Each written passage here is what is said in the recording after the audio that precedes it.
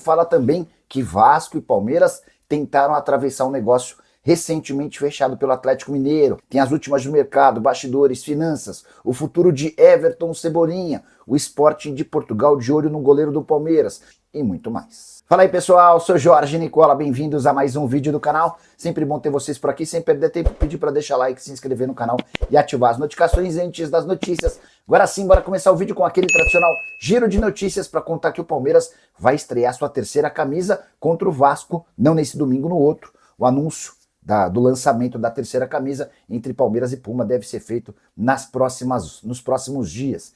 E o Sporting de Portugal está de olho em um goleiro do Palmeiras, mas não se trata de Carlos Miguel. O time português gostaria de contar com o Kaique, atleta de 23 anos de idade, que defendeu na última temporada o Nacional também de Portugal por empréstimo. O Palmeiras gostou tanto da participação do Kaique por lá, que decidiu reintegrá-lo ao elenco, promovendo o Kaique para segundo goleiro. Hoje o Carlos Miguel é titular, o Kaique é a primeira opção do banco, à frente até do Marcelo Lomba, apesar de que o Kaique ainda não foi utilizado. Desde que retornou de Portugal na metade do ano, ele foi para o banco de reservas em 5 jogos e não foi utilizado em nenhuma vez. Na temporada passada, com a camisa do Nacional, foram 28 partidas. Só para completar, hoje o Kaique está avaliado em 2 milhões de euros e tem contrato com o Palmeiras até junho de 2030. Duvido que o Palmeiras aceite uma proposta baixa com cifras parecidas a essa, até porque se desfazer do Kaique, vai precisar contratar um outro goleiro, Lomba, que seria o reserva imediato, já vive os últimos momentos da carreira. E aí só mais um detalhe importante, nesse momento, o Carlos Miguel, que é o titular, vive seu momento de maior contestação com a camisa do Palmeiras. Ele tem falhado com alguma frequência, a última das falhas, a mais grave de todas, contra o Cerro Porteño, empate 1-1 no jogo de ida das oitavas de final da Libertadores. O Verdão vai precisar vencer o time paraguaio em Assunção na quarta-feira para passar as quartas de final. Se empatar, vai precisar levar a decisão nos pênaltis. Informação importante sobre Everton Cebolinha, o atacante que ainda não completou 12 jogos no Campeonato Brasileiro, teve um resfriado conveniente. Por que eu estou dizendo isso? Cebolinha não tem sido utilizado nas últimas partidas do Flamengo. Dessa maneira, se mantém com 10 jogos no Campeonato Nacional, que lhe permitem atuar por um outro rival da Série A. Você sabe, né? Um atleta que fez até 12 jogos no Brasileirão ainda pode se mudar para outro clube. Fez a 13ª partida e isso está impossibilitado. Cebolinha não disputou os 2 últimos jogos, contra a Vitória e também contra o Cruzeiro, e também deve ficar de fora diante do Mirassol. Um quadro gripal o impediu de treinar ao longo da semana. Cebolinha que não joga desde 26 de junho, no empate em 1-1 do Flamengo contra o São Paulo. Na oportunidade foram 13 minutos em campo. É importante registrar ainda que o Cebolinha tem hoje como seu grande problema a questão salarial. Ele tem contrato com o Flamengo até dezembro, e para sair agora, haveria necessidade de uma compensação financeira para o Fla. Para o Cebolinha talvez seja mais negócio esperar até dezembro, porque em vez de o Flamengo receber essa compensação financeira, quem ganha o dinheiro é o Cebolinha.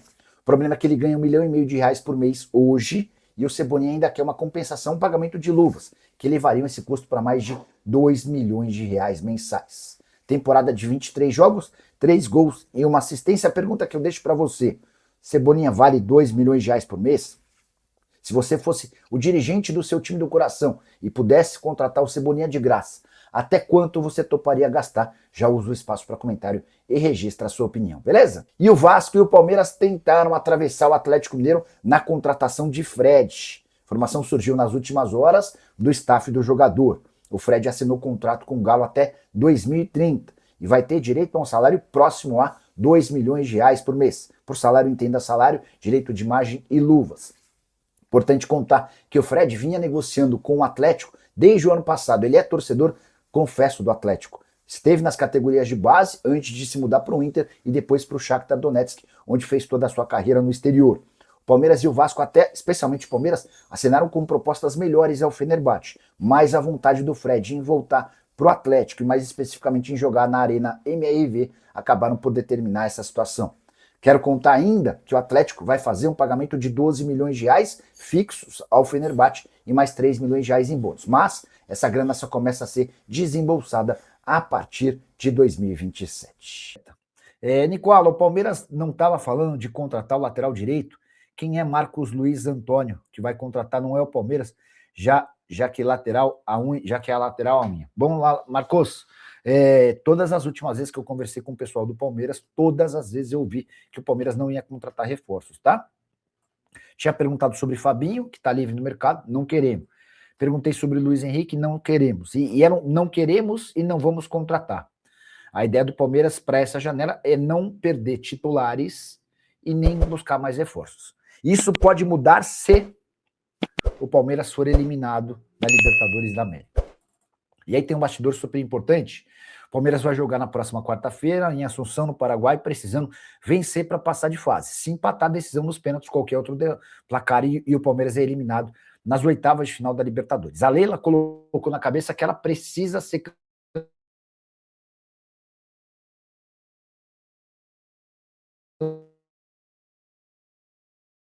campeã da Libertadores, de deixar o Palmeiras, tá? Momento em que deu uma travada em vocês. Espero que estejam, enquanto isso eu vou continuar falando por aqui. Então, estão me vendo, beleza. É que tinha dado uma travada aqui, não sei se travou para vocês também. Mas a Leila está obcecada com a ideia de sair da presidência do Palmeiras em dezembro do ano que vem com pelo menos um título de Libertadores. É o que está faltando para ela. E é por isso que ela abriu mão, desistiu de vender atletas que são titulares.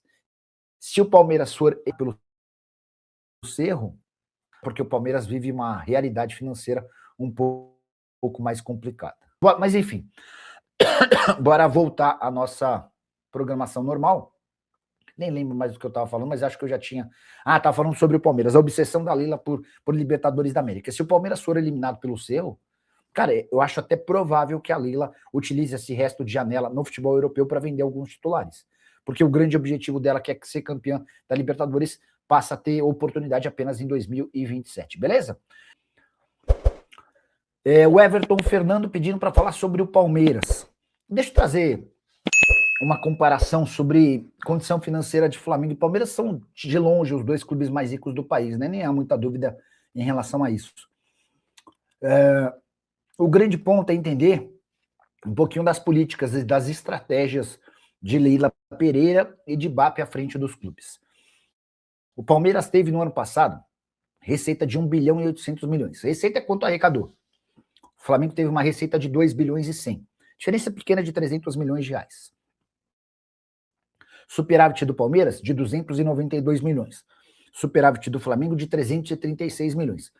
Dois times que caminharam meio parecidos, tá? Flamengo com mais receita, Flamengo com um pouco mais de superávit. Coisa começa a mudar quando a gente olha para a dívida operacional líquida. A dívida do Flamengo de 174 milhões, a dívida do Palmeiras de 783 milhões. Mas é aqui que eu quero chegar em relação a estratégias, a política de investimento.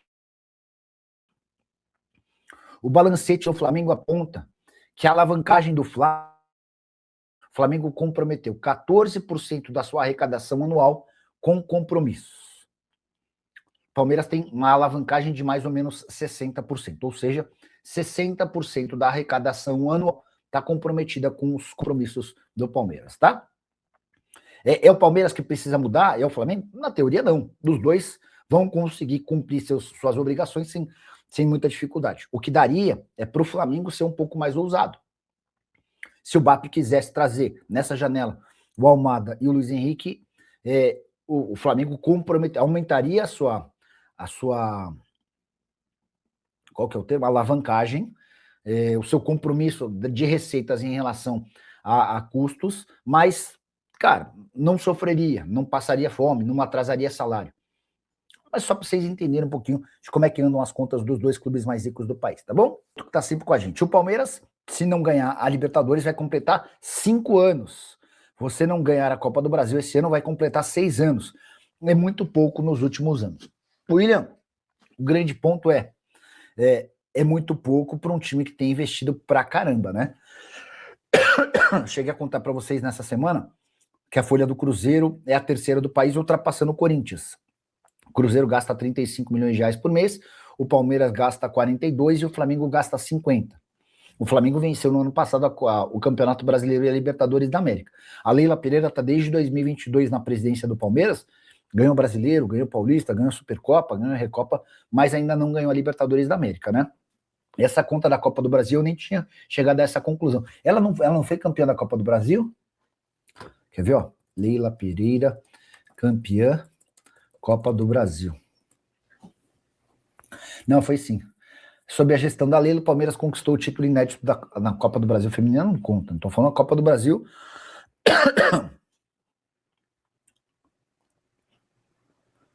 Enfim, agora... tá falando do feminino. Quer ver? Títulos, Leila Pereira. Palmeiras, vamos ver. Diversos títulos importantes. Brasileiro de 22 e 23, Paulista de 22, 23, 24 e 26. E a Supercopa do Brasil.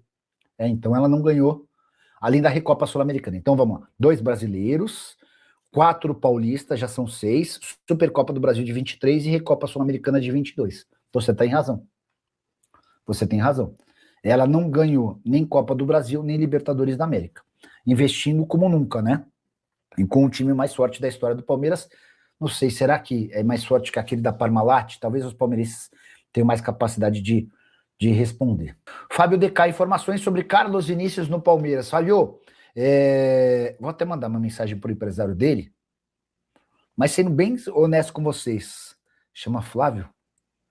Flávio, boa noite.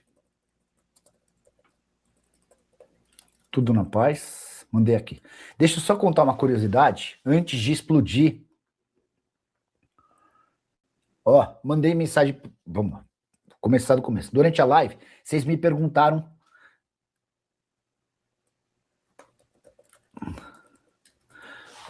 A resposta não tá boa. Mandei de novo. Deixa eu ver se... Tá meio confuso, mas vai dar certo. Bom, vamos lá. Sobre Carlos Vinícius no Palmeiras. O Carlos Vinícius está fazendo uma baita temporada no Grêmio. O contrato acaba em dezembro. O Grêmio está tentando a renovação do vínculo dele. O Grêmio até achou que tinha uma cláusula de obrigação automática do contrato se ele disputasse pelo menos 60% dos jogos.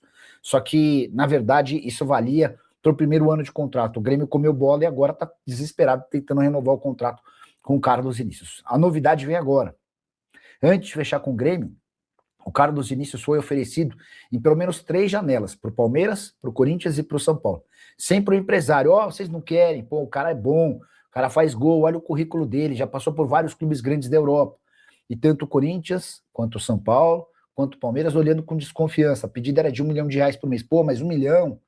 Pô, mas ele foi bem no Benfica, mas não foi bem no Mônaco. Pô, não foi bem na Inglaterra.